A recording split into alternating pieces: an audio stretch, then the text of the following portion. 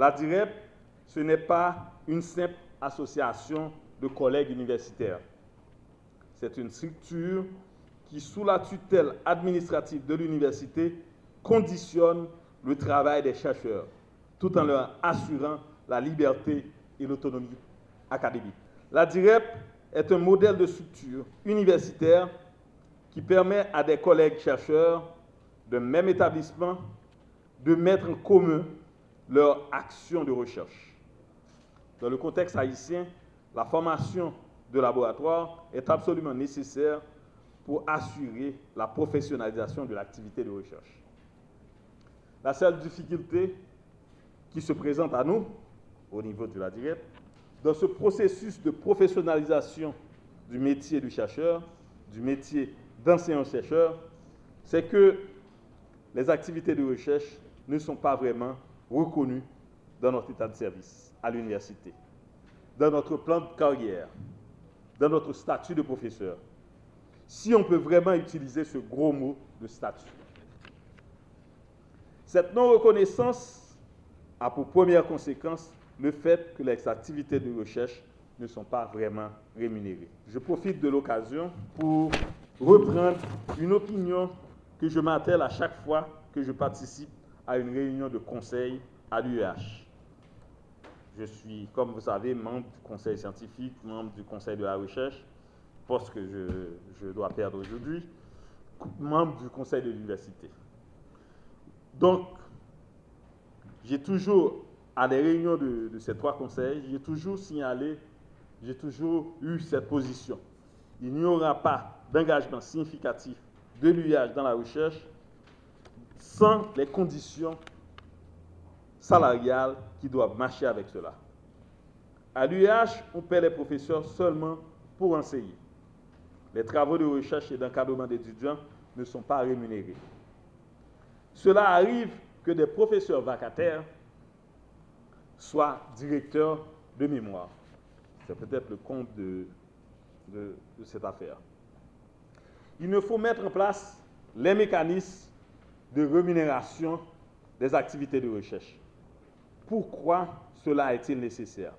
Nulle part, ici comme ailleurs, on ne finance pas les salaires des professeurs sur des projets de recherche. Un mythe avait fait son chemin à l'UEH et ce mythe disait le chercheur qui monte un projet de recherche touche automatiquement 10% du budget du projet. On dirait des commissions. Mais c'est archi faux, ce mythe. Si cette pratique existe bel et bien dans des ONG, ce n'est pas une pratique courante dans les universités. Sinon, on confond les études commanditées par des organismes nationaux et internationaux avec des projets de recherche.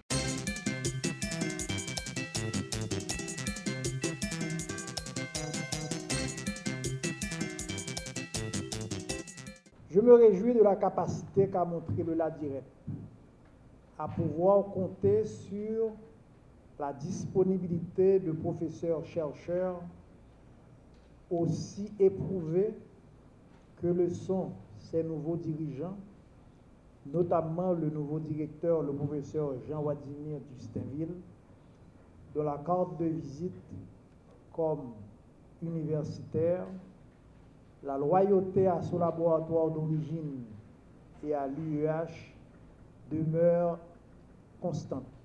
Je leur présente aux nouveaux dirigeants toutes mes félicitations et mes meilleurs vœux à la circonstance. Au cours des 2 dernières décennies de ce 21e siècle débutant, une double dynamique s'est enclenchée à l'UEH.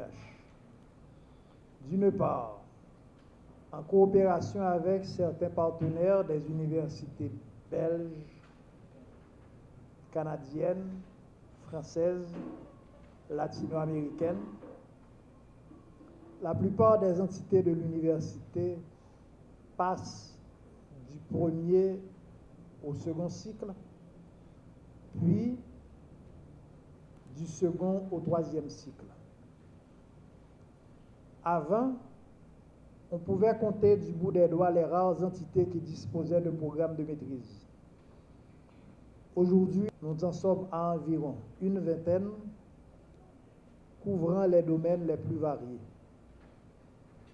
D'autre part, de plus en plus de professeurs de l'UEH acceptent de s'adonner à des activités de recherche à côté de leurs tâches d'enseignement et à faire du métier d'enseignant ou d'enseignant-chercheur leur principale occupation. La mise en place de la direction des études postgraduées a acté cette transformation.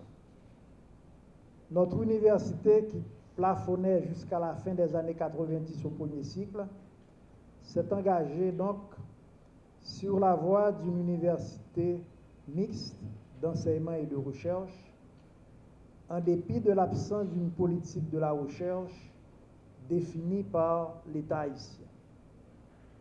Une politique qui aurait amené l'État à poser les bases du contrat d'établissement avec les établissements d'enseignement supérieur du pays. Dans la foulée de cette transformation, se mettent en place des unités de recherche dont le LADIREP, qui constitue le résultat de ce progrès et qui est partie prenante de cette voie de la recherche dans laquelle l'UEH s'est engagée. En cette année 2023, qui marque les 10 ans de création du laboratoire, l'occasion m'est offerte de remercier particulièrement nos partenaires internationaux comme l'IRD et d'institutions nationales qui ont rendu tout cela possible et envisageable. Parmi les institutions nationales, la Focale est l'un des partenaires privilégiés du LADIREP, comme nous l'a rappelé l'ancien directeur. Elle a soutenu les efforts de ce laboratoire depuis ses débuts dans son engagement et parti pris pour la recherche. Son sentiment de satisfaction, déjà, dans un contexte aussi difficile que nous trouvons, j'aime dire tout à l'heure, dans nos moments de ténèbres, mais en même temps, chaque étincelle de lumière est constituée de repères qui permettent nous d'orienter nous dans le nord. Ça traduit aussi que l'UEH a renforcé le troisième cycle. C'est-à-dire que puisque nous sommes dans un moment de transition, côté que l'Université d'État d'Haïti a passé de deuxième cycle à troisième cycle, ça nous les écoles doctorales là, et ou pas qu'à gagner troisième cycle là, pas un laboratoire. Et il y a une nécessité pour l'université de renforcer le laboratoire et définir ça nous relève en politique de la recherche dans l'université en attendant que l'État lui-même réponde à une véritable politique publique de la recherche qui permette que des gens qui consacrent à la recherche permettent des étudiants qui jouent une bourse pour faire doctorat dans différents domaines. Pour moi, c'est ça, évidemment, ça traduit. C'est de bagages que moi-même, là, pour m'exécuter, ça qui décidait dans l'Assemblée, laboratoire, la mission que nous, que c'est accompagner la transition ça, qui a fait là, dans le laboratoire, là, renforcer la politique de recherche là, et permettre à l'université de renforcer une meilleure visibilité en termes de publication, en termes de production de savoir. Voilà, c'est surtout ça, et renforcer le lien avec partenaires internationaux nationaux qui a soutenu la DIREP. Je ne vais jamais oublier d'institutions comme Focale, qui sont partenaires clés, l'ambassade de France, Paris 8. Nous avons un ensemble d'institutions qui investissent en pile dans former les gens dans le pays, aider les universités de l'État, la Belgique. Donc pour moi, c'est deux pays latino-américains. Pour moi, c'est accompagner le travail ça a commencé fait et aider la DIREP, permettre à la DIREP de dynamiser ça, bagaille ça éléments ça qui commence à faire que nous sommes identifiés là. Nous sommes prêts pour collaborer, ça a commencé fait parce que déjà avant de directeur adjoint. Ça veut dire qu'un pile dossier c'est moi qui était traité, c'est moi qui en pour parler avec de l'autre collègue, nous faire des activités en commun. Nous pensons que une seule université d'État d'Haïti et nous un seul pays. Et c'est d'appui partenariat entre les universitaires du pays.